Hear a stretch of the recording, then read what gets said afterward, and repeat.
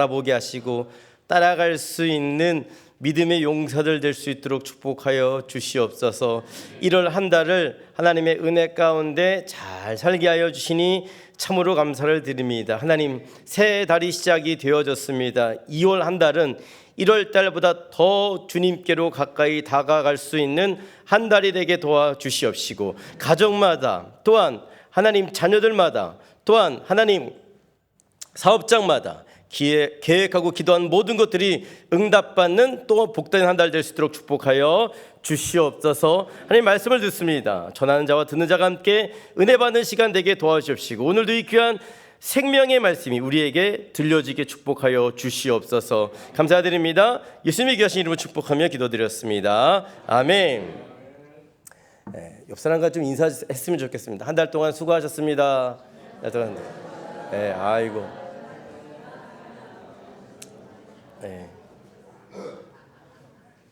송가대가 황인환 집사님 꽉 찼네요 오늘. 만땅이랍니다. 너무 좋습니다.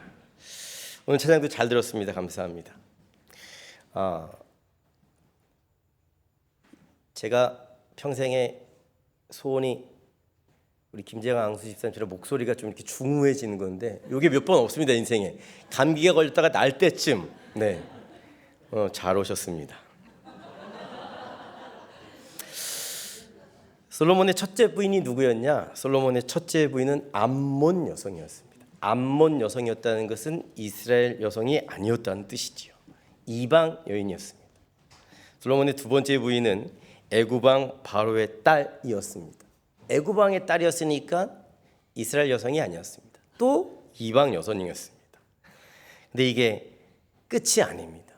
솔로몬이 이방의 많은 여인들을 사랑합니다. 오늘 열왕기상 11장 9절에서부터 13절까지만 읽었는데요. 11장 전체를 보면 1절 보겠습니다. 1절입니다. 11장 1절 함께 읽어보겠습니다. 시작.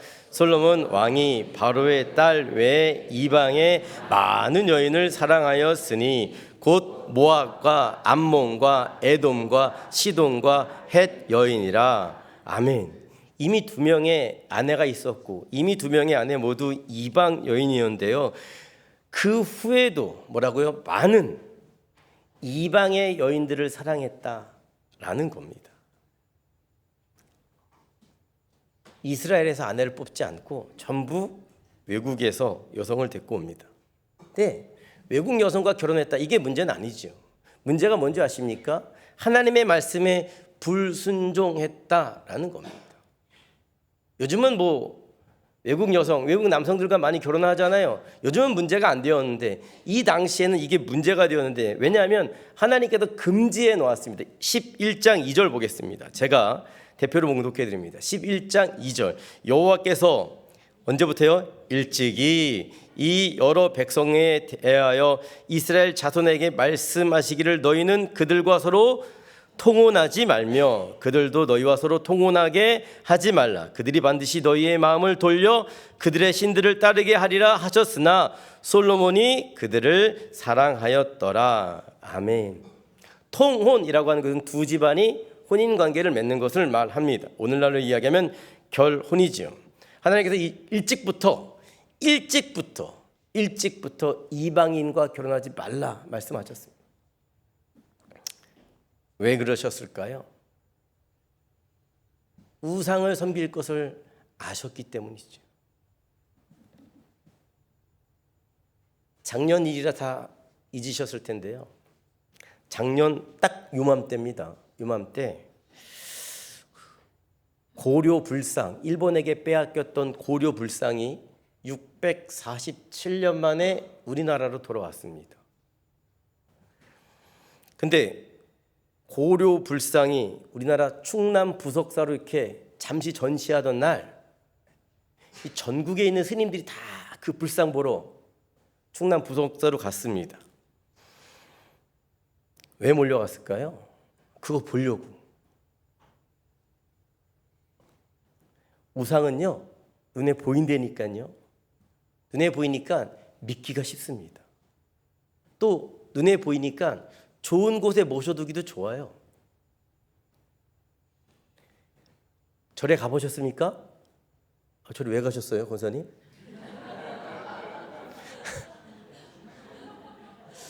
희한하네. 수학여행 때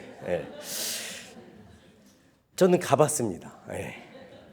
가봤는데 절 입구에 보니까 안 믿으면 이상한 사람, 무서운 사람들이 서 있잖아요. 안 믿으면 안 될 것 같은, 도끼 들고 칼 들고 눈에 보인다니까요.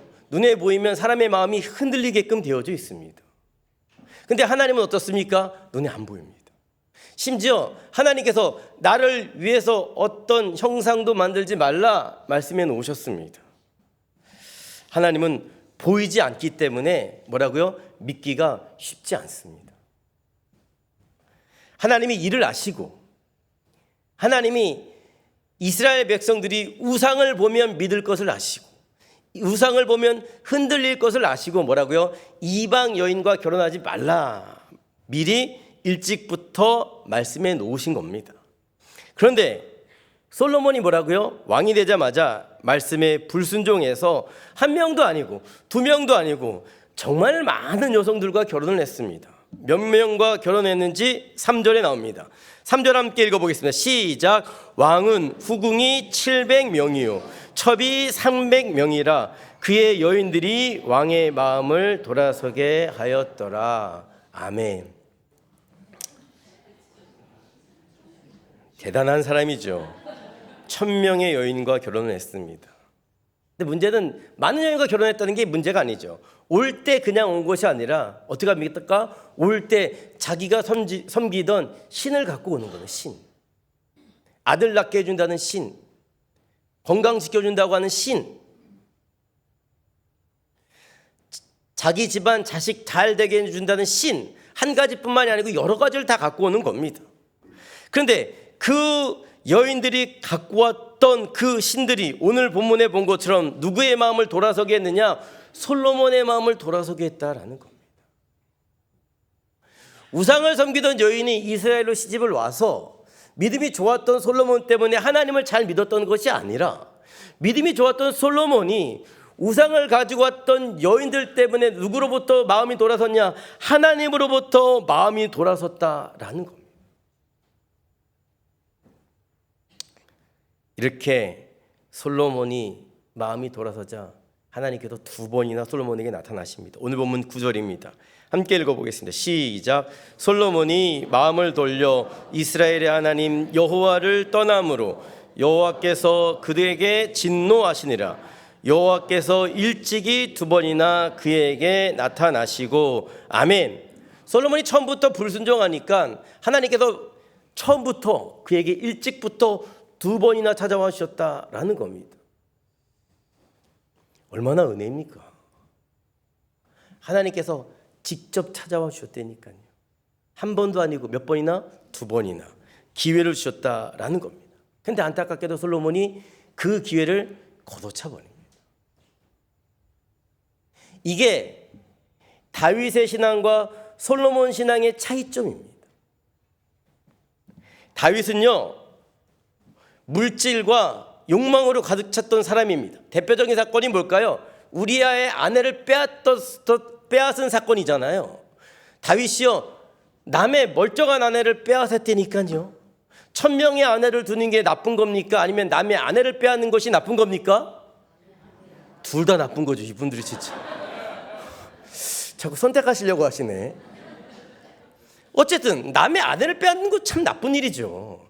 그것뿐만이 아니고 남의 아내를 빼앗기 위해서 어떻게 합니까? 우리아를 죽이잖아요. 살인 교사까지 합니다. 다윗이 정말 나쁜 일을 많이 했습니다. 또 자기를 돋보이게 하기 위해서 인구조사를 강행하잖아요. 나 이렇게 능력 있는 사람이야, 위대한 사람이야, 나 잘난 사람이야, 나 멋진 사람이야, 힘 있는 사람이야, 인구조사를 했다니까요. 근데 다윗의 좋은 점은 뭐냐? 옆에 있는 선지자들이 한마디 하면 이게 하나님의 말씀인 줄 즉시 깨닫고 그 앞에 무릎을 꿇습니다. 아이고 하나님 잘못했습니다. 아이고 하나님 용서해 주세요. 돌아오는 게 다윗의 신앙이었습니다. 그런데 솔로몬은 아닙니다. 주변의 선지자들이 다윗에게 경고했던 그 나단 선지자가 솔로몬 시대에도 있었거든요. 솔로몬에게 얼마나 경고를 했겠냐고. 듣지를 않는 겁니다. 심지어 선지자가 이야기를 해도 듣지 않으니까 누가 찾아가십니까? 하나님이 찾아가셔요. 한 번도 아니고 몇 번이나, 두 번이나 찾아가셨다니까요. 그럼에도 불구하고 솔로몬은 하나님의 선지자들의 말씀을 들었음에도 불구하고, 심지어 하나님께서 찾아오셨음에도 불구하고 주님 앞에 무릎 꿇지 않았다라는 겁니다. 말씀에 불순종했던 솔로몬에게 나타났던 현상이 뭔지 아십니까? 하나님의 사랑이 식어지게 되고요. 그 하나님의 사랑이 식어졌던 그 마음에 무엇으로 가득 채우냐? 우상을 사랑하는 마음으로 가득 채우게 됩니다. 그의 신앙이 변질되기 시작하는 거죠. 어느 순간부터 말씀을 듣지 않았던 순간부터, 무릎 꿇지 않았던 순간부터 그의 신앙이 변질되더라니까요. 예수님의 제자였던 유다라고 아시죠? 가롯 출신의 유다, 그래서 가롯 유다라고 부르는데요. 그는 처음에 그 누구보다 주님을 사랑했을 겁니다. 왜? 모든 것을 버려두고 주님을 쫓아갔으니까. 모든 것을 버렸다라고 하는 것은 주님께 생명을 걸었다라는 겁니다. 직장 그만두고 가족 내팽겨주고 주님 따라갔으니까 처음에는 얼마나 주님 사랑했겠냐고요. 유다가 주님을 정말 사랑했었다니까요. 그런데 어느 날 유다의 마음에 사단이 들어가는 순간부터 마음이 돌아서잖아요. 주님을 사랑했던 마음이 사라지게 되고 그 마음에 뭐가 들어오게 됩니까? 물질을 사랑하는 마음이 들어오잖아요. 물질을 사랑해서 어떡합니까? 자기 스승을 돈 받고 팔아버리는. 그래서 성경에 안타까운 이름으로 남게 되는 것이지. 우리도 마찬가지입니다. 하나님을 믿게 된 이유는 누가 옆에 있는 사람이 전도 잘해서, 누가 교회 데리고 가자고 해서, 내 아내가 끌고 와서 교회 다니게 된 것이 아니라 하나님께서 여러분들의 마음을 열어주셨기 때문에 그렇습니다. 하나님께서 열어주셨다고 하는 것은요, 하나님께서 하나님의 사랑을 여러분의 마음에 심어주신 거예요. 그게 크든 작든 하나님의 마음이 있다니까요. 근데 그 크고 작든 있던 이 하나님의 마음이 사라지게 되면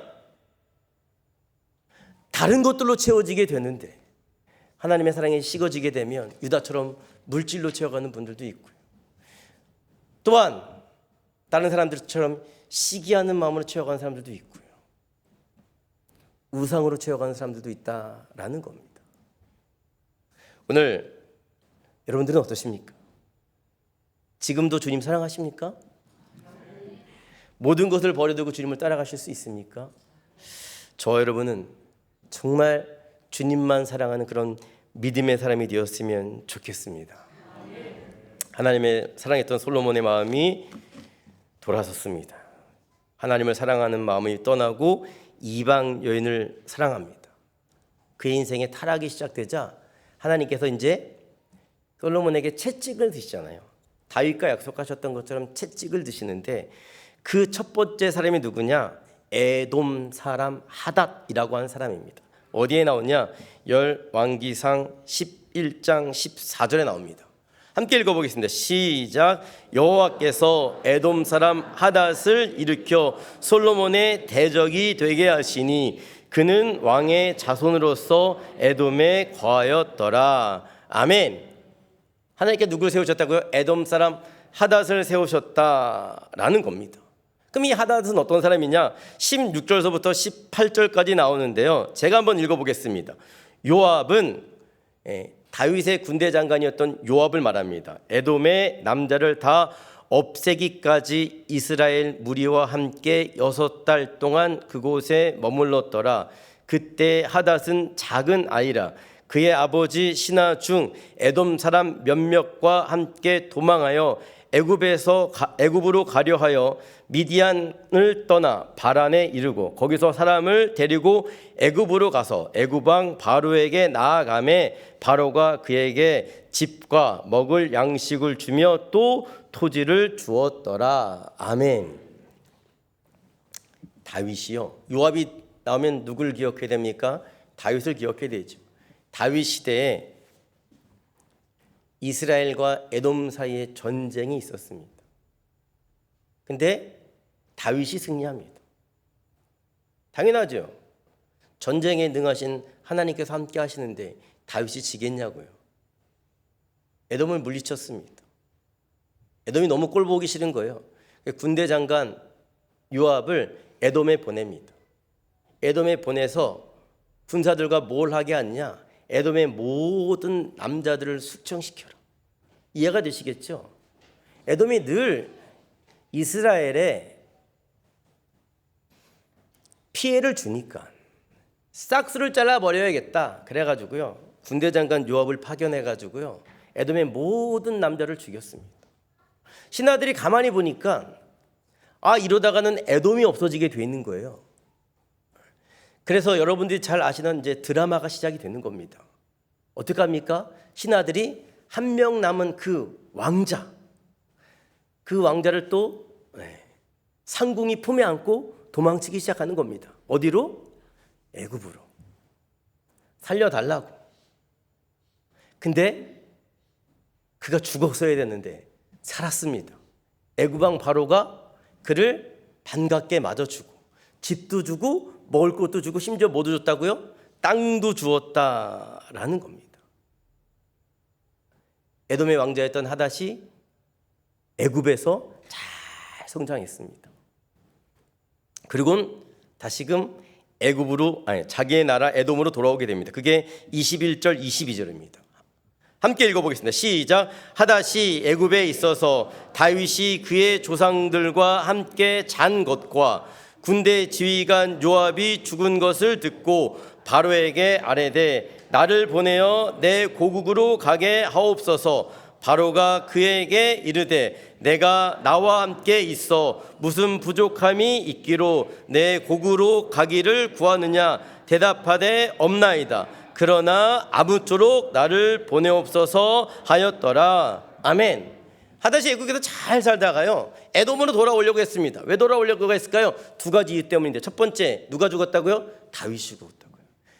다윗이 죽었구나. 두 번째, 왜 돌아오려고 했습니까? 복수하러 가야지. 우리나라가 다윗 때문에 이렇게 무너지고 망가졌는데 에돔을 잘 키워서 복수하러 와야지. 이 복수심에 불타있는 하닷을 솔로몬을 채찍질하기 위해서 첫 번째로 세웠고요, 두 번째로 세운 사람이 누구냐? 르손이라고 하는 사람입니다. 르손. 24절에 나오는데요, 24절입니다. 함께 읽어보겠습니다. 시작. 다윗이 소바 사람을 죽일 때에 르손이 사람들을 자기에게 모으고 그 무리의 괴수가 되어 다메섹으로 가서 살다가 거기서 왕이 되었더라. 아멘. 예전에 다윗이 소바라고 한 나라와 전쟁을 했습니다. 누가 이겼을까요? 다윗이 이겼겠죠. 그런데 이 소바라고 한 나라가 너무 작은 나라니까 다윗의 상대가 되지 못해가지고요, 이 소바의 왕이 누구에게 도움을 요청하냐면 아람 나라에게 도움을 요청합니다. 우리 좀 도와주세요. 전쟁에서 승리하게 하시면 전쟁에서 이긴 전리품 다 아람 나라에게 드릴게요. 도와주세요. 이 아람 왕이 못 가. 다윗이 너무 강해서 안 가. 그러면 되는데 굳이 또 남의 일에 참견하기 좋아하는 사람이 있잖아요. 이 아람 왕이 그랬다고요. 소바 전쟁에서 소바가 지는데 거기에 참여해가지고 아람까지 졌습니다. 생각해 보시죠. 백성들 입장에서 좋겠냐고요. 전쟁에 안 참석해도 되는데 참여했는데 졌네. 그러니까 백성들이 뭐라고요? 이 왕이 무능력하구나. 왜 전쟁에 참여해서 애꿎은 우리들의 백성들의 목숨을 잃게 하느냐? 반란이 일으켜나가지고요, 왕권이 약해졌을 때 이 르손이라고 하는 사람이 구테타를 일으켜서 정권을 잡습니다. 이해가 되시겠죠? 그러니까 이 르손이라고 하는 사람은 어떤 사람이냐? 기회주의자입니다. 내가 왕이 되고 싶었는데 왕이 약해질 때까지 기다렸다가 마침 왕이 약해졌네. 그래서 정권을 잡았던 사람이 르손이라고 하는 사람이었다라는 겁니다. 잘 보십시오. 오늘 하나님께서 이 에돔 사람 하닷이라고 하는 사람과 아람 나라 왕 르손이라고 하는 두 사람을 솔로몬의 대적자가 되게 하셨습니다. 주변에 애굽이라고 하는 나라도 있고 주변에 블레셋이라고 하는 나라도 있는데 왜 에돔 나라, 왜 아람 나라를 하나님께서 들어 사용하셨을까? 이게 오늘 하나님께서 솔로몬에게 던져주셨던 메시지입니다. 왜 강력했던 에돔을 들어서 채찍을 사용하지 않고, 왜 늘 붙어 있는 블레셋을 사용하지 않고 하나님께서 멸망해가는 에돔을 세워서, 하나님께서 망했던 아람을 세워서 솔로몬에게 채찍을 드셨을까? 왜 그러셨을까요? 솔로몬이 그의 아버지 다윗과의 차이를 깨닫기를 원하셨기 때문에 그렇습니다. 다윗이 왕으로 있었을 때 이 나라는 다윗의 대적이 되지 못했다니까요. 숨죽어 있었습니다. 다윗이 발걸음 소리만 들려도 이 나라가 무서워서 벌벌벌 떨었습니다. 근데 솔로몬이 통치했던 시대는 아닙니다. 솔로몬 시대에 금이 넘쳐나고 마병과 군대가 넘쳐나도요, 솔로몬이 와도 하나도 떨지 않았습니다. 왜 그럴까요? 하나님께서 이스라엘을 보호하시는 보호의 장막을 거두어 가셨기 때문에 그렇습니다. 하나님께서 이스라엘을 지켜주셨을 때에는 다윗이 통치했던 시대는 강했다니까요. 근데 그 보호의 장막을 거두어 가시니까 군대가 많고 금이 넘친데도 불구하고 주변 나라들이 비웃습니다. 언제든지 이길 수 있다고. 오늘 성경이 주시는 말씀은 간단합니다. 우리의 원수들이 언제 우리 앞에서 굴복한 줄 아십니까? 돈 많을 때 천만에요. 힘 있을 때 천만에요. 능력 있을 때 천만에요. 우리가 하나님의 보호 아래 있을 때 원수들이 우리 앞에 덤비지를 못하는 겁니다.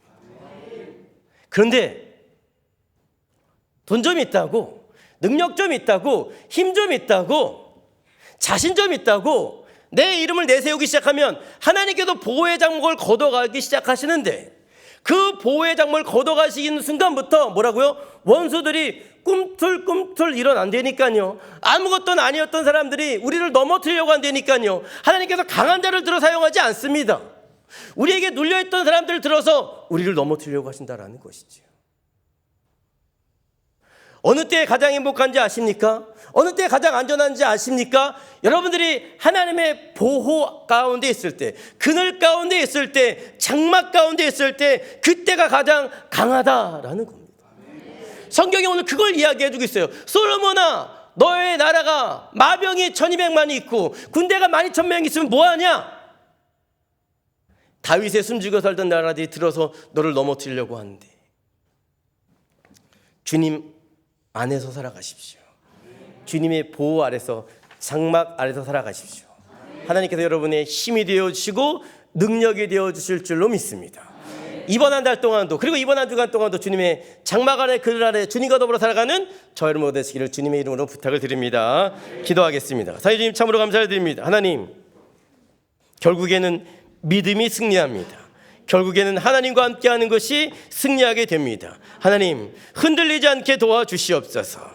작은 우상들 앞에서, 작은 믿음 앞에서, 돌멩이들 앞에서 흔들리지 않게 도와주옵시고, 오히려 더욱더 주님께로 가까이 다가갈 수 있는 믿음의 용사들 될 수 있도록 축복하여 주시옵소서. 하나님, 다윗처럼 주님의 음성이 들려졌을 때 무릎 꿇게 하여 주시옵시고, 주님의 음성이 들려졌을 때 주님 앞으로 달려나갈 수 있는 우리들 모두가 될 수 있도록 축복하여 주시옵소서. 감사를 드립니다. 예수님의 귀하신 이름으로 축복하며 기도드렸습니다. 아멘.